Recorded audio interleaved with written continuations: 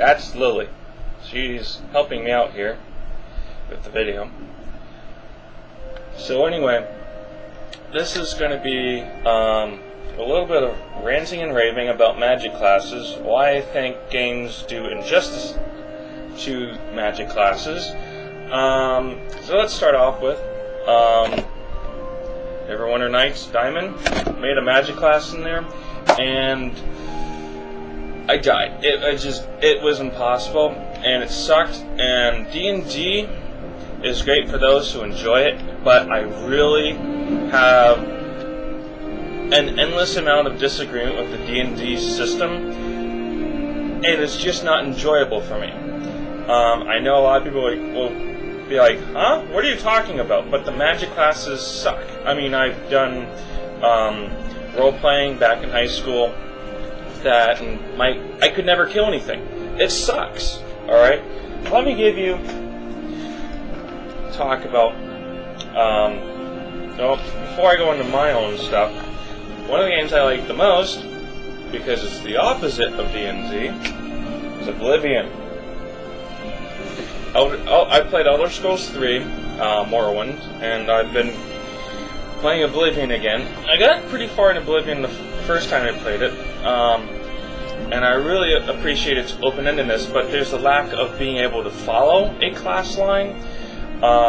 So it's like one or the other, and this is where my story comes in.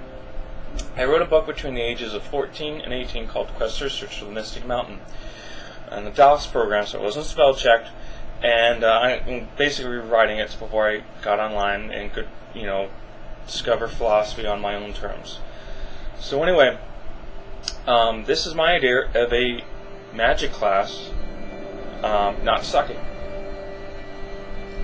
This is my character as an ascended level 1, and no, I didn't draw that. I can't draw for crap. And if you would like to, if you can draw kick-ass like that, I'd love to talk to you and try to get a lot of what I'm talking about illustrated. I know, by the way, read the title. If you don't like certain videos, just read the title and you'll know what I'd be talking about. So obviously I'm not talking about shooters right now. I'm talking about fantasy games, and I'm more about complaining and talking about how I would redo fantasy classes. World of Warcraft, you cast a spell.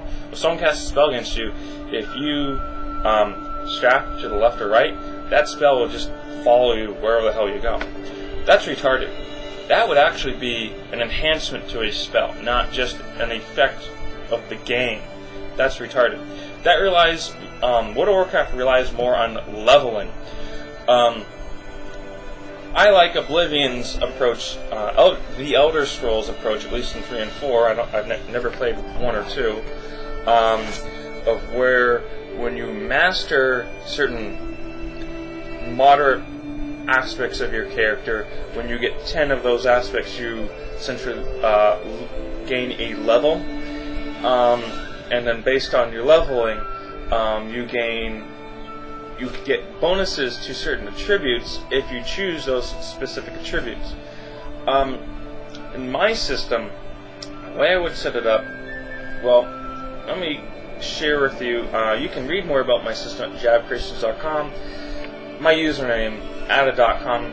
Boom, you've got the website. You go to the fiction section, you go to the status submenu, and then you go to classifications.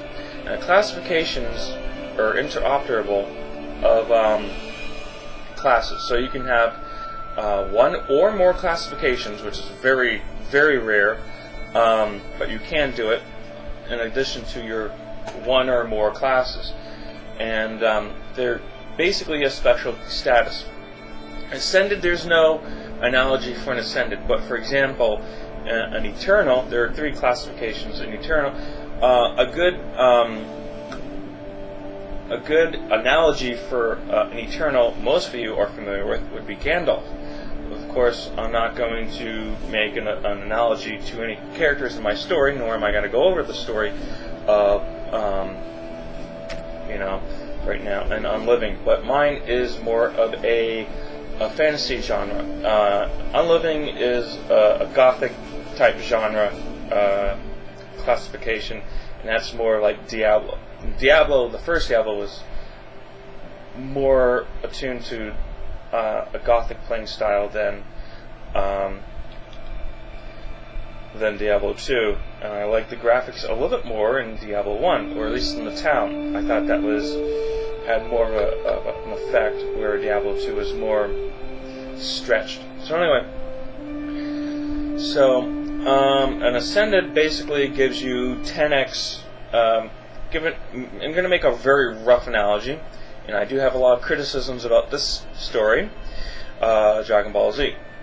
I'm not a fan of GT really that much. It sucked, basically, and I don't like the American version.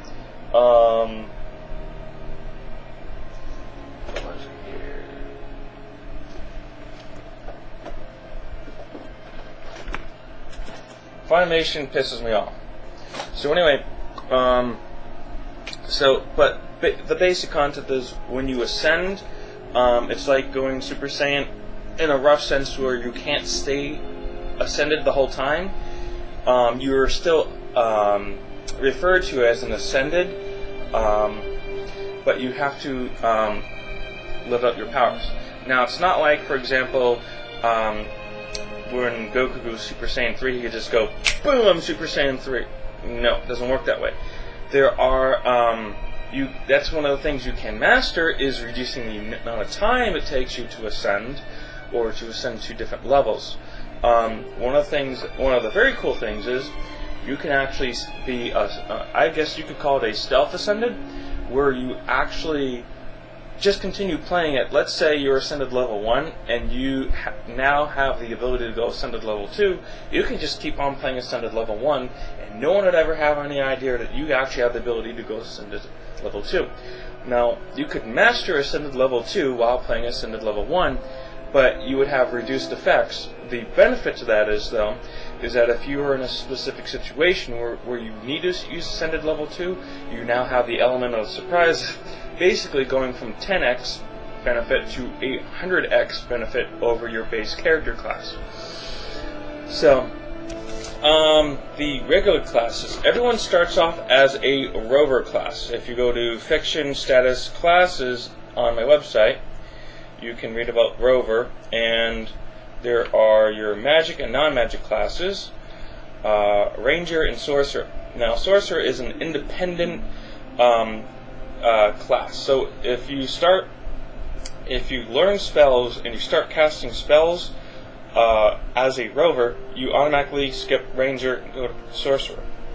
If you start using spells, the game that I would like to eventually create would essentially classifies you as a sorcerer. So anyway, and you can become a master ranger or master sorcerer, but if you start doing work for other people, you become a mage, and mage, you can't really master mage because you basically evolve into a wizard, and a sorcerer, you can master becoming a sorcerer. So eventually, at very high end levels, it's if you had two master characters, and I'm using the word master loosely to just get straight to the point, you could have a sorcerer and a wizard face off. And in Questers, the last major battle, and these, if you guys want me to talk about the story, it's basically a sorcerer, an ascended, I won't tell you the level of the ascended, but an ascended sorcerer versus an ascended wizard warrior dual class. And there are a lot of very special, unique characteristics to. It gets very involved, but the it's not where levels matter that much. You could have like a level 1 take down a level 50 easily, whereas as a level 1 magic character, I couldn't even take down a level 3. So levels are much more loose. You're not forced into a static thing. They're much more relative of your powers. So anyway, that's about my 10 minutes with the music here, which I'm using more to measure my video length. So thanks for watching, and I'm going to concentrate more on the